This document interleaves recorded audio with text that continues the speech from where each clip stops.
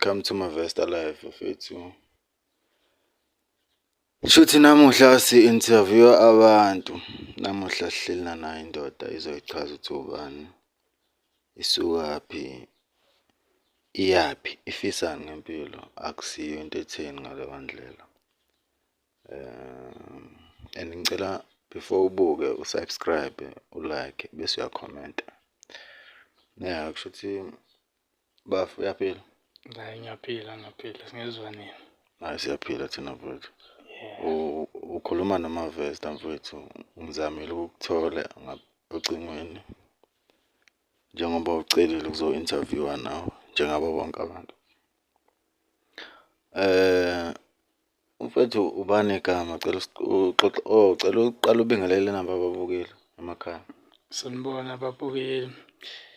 Igama lami uPhilani Nkosi. Yeah. Ngokuhlala njengamanje. Ngihlala eNquthu. Endaweni eyakhelene nani ninondweni. Ngasho kanjalo. Ikhona emakhaya lapho. Emakhaya lapho. Ngakhula ke Ungakayichazi mfethu. Cela ukutshela ukhululeke nje la ekhaya kuyakhululekwa nje. Yeah, siyayixoxela. Hayi ukuthi like kunenkinga khona or ina. Siyayixoxela nje ukuthi abantu bekwazi. Abantu bekwazi mhlambe khona abazokusiza yabo. Yeah, mhlambe khona abazokuthanda bekwenzele something, mhlambe khona abazokusiza ngezinto mhlambe obhekene nazo engingazazi, mhlambe usazositshena zona sonke, yabo. Yeah.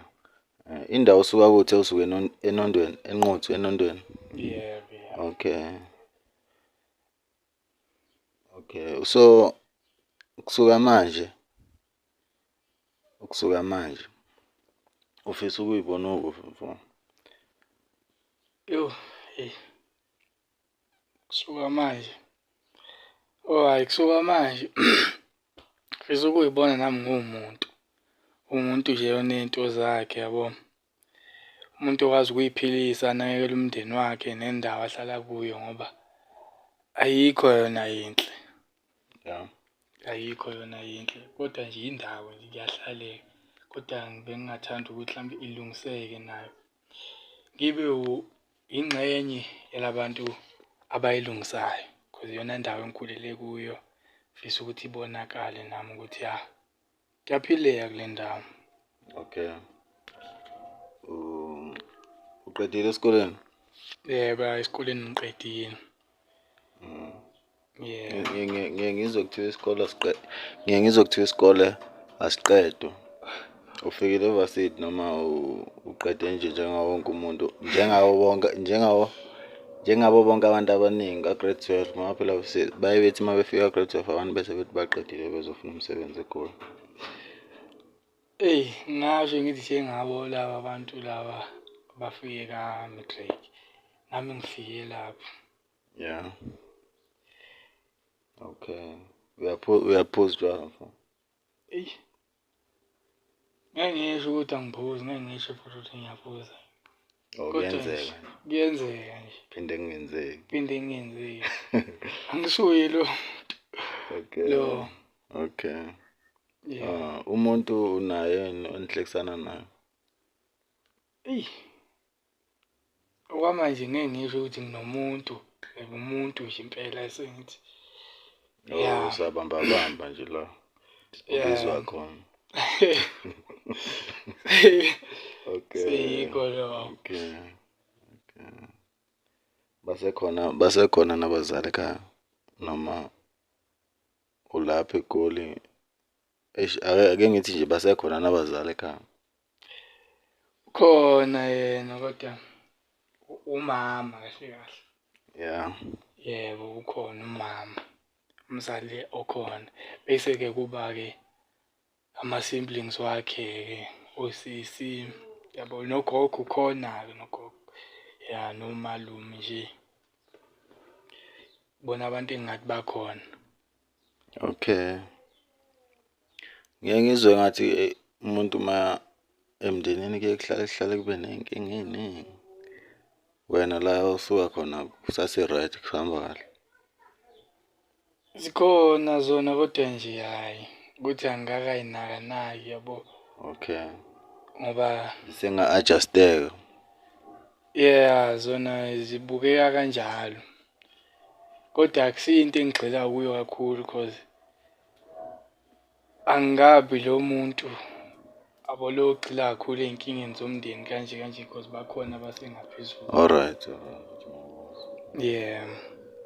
Uhlala nobaphi la ohlala khona?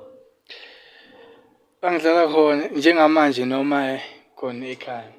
Ngithi ungichazele ukuthi ekhaya unomama nama-siblings wakho, bomalume nabomamncane. Ngibuza la ohlala khona manje. Oh la ngihlala khona manje. Yeah. Hhayi ngihlala nomfowethu la ngihlala khona manje. Sabambe lapha kuye. Sazama nami lapho nalapho ukuthi ngithole okokuy'philisa. Okay. Yeah. Okay, kuma wakho nibangaki? Oh, sibawu-4. Sibawu-4 manje sasa. Oh, wena ungwesingaki? Wena ungwesingaki? Ngokugcina mina. Last born. Yeah. Iqanda likamama. Phela ngeke ngizwe kuthiwa i-last born iphathwa kamnandi ekhaya. Ngingazi-ke phela kaze ngize ngibe yiyo ngosiyami.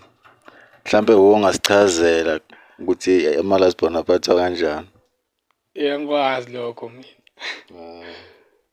Ngikwazi. Mhlambe kodwa phela abantu bengabona kanjalo.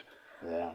Kodwa isikhathi esiningi vele isimo uma ukuso uma ubhekene naso awuboni ngale ndlela abantu ababona ngayo. Yeah, ngiyakuzwa.